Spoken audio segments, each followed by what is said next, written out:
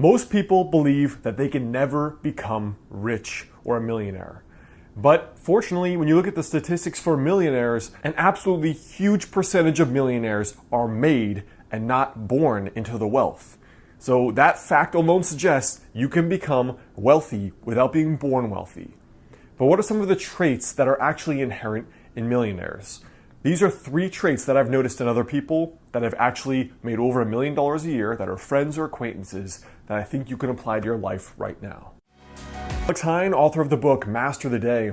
Now I've included a free goal setting worksheet down below, so if one of your goals is to get wealthy or get rich or just do better financially, the first link below that goal setting sheet can help you do exactly that. All right, so sign number 1, you will get rich one day, is that, surprise, surprise, you tithe.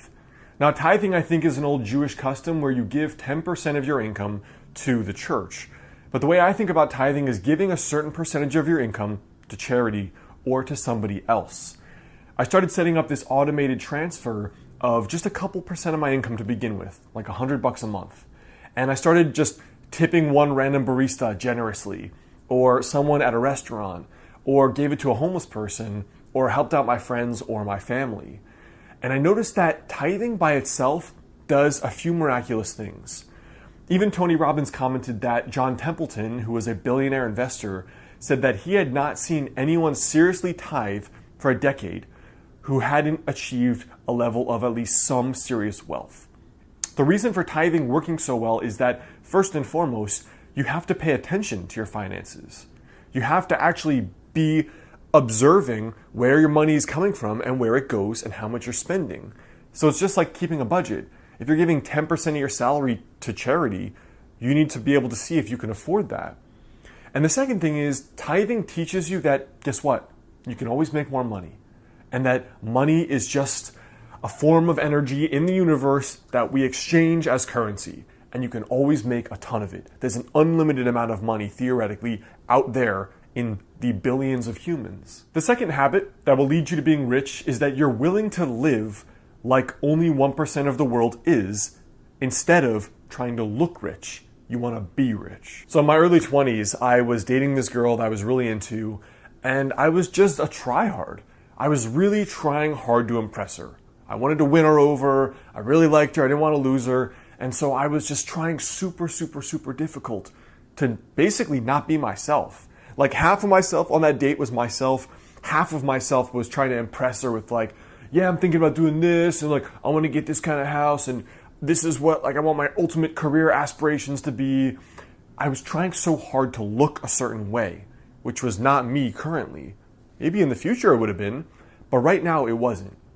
And I find that so many people are too busy trying to look rich instead of be rich.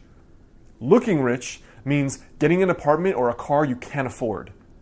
Being rich means getting an apartment or a car that lowers your social status perceived by your friends and acquaintances, but you have way more money in the bank that you can save, you can invest, you can take interesting trips all over the world every year.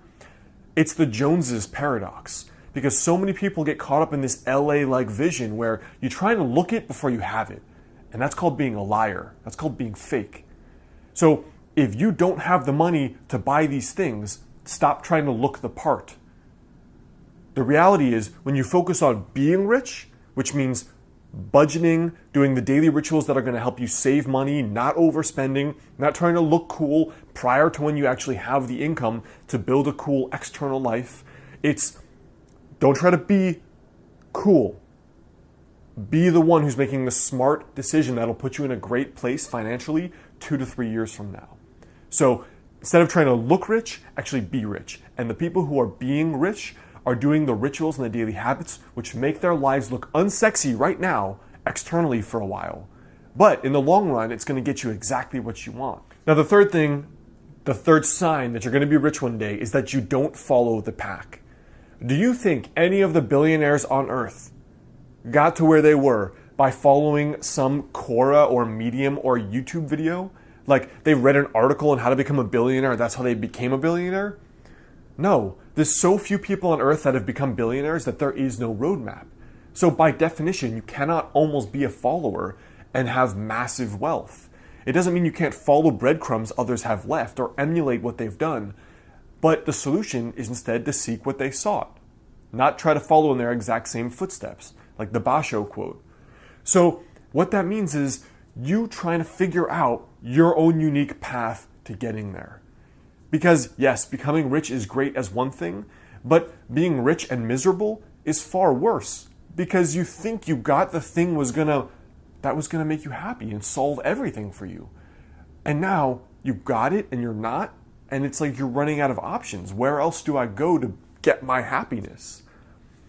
The reality is that when you are a leader and a follower, you're consciously designing your own life in the way you want to live it. And ultimately, if you don't enjoy today, you never will, no matter how much money you make. If you don't enjoy the next 9 hours today, you're never going to enjoy it, even if you're a billionaire. So think about that, and then design the life you want today. That will then allow you to have those other trappings of success later, because that is a successful life filled with fulfillment. So I hope those 3 habits help you. Those are real habits I've noticed in people that I know as friends who make over $1 million a year.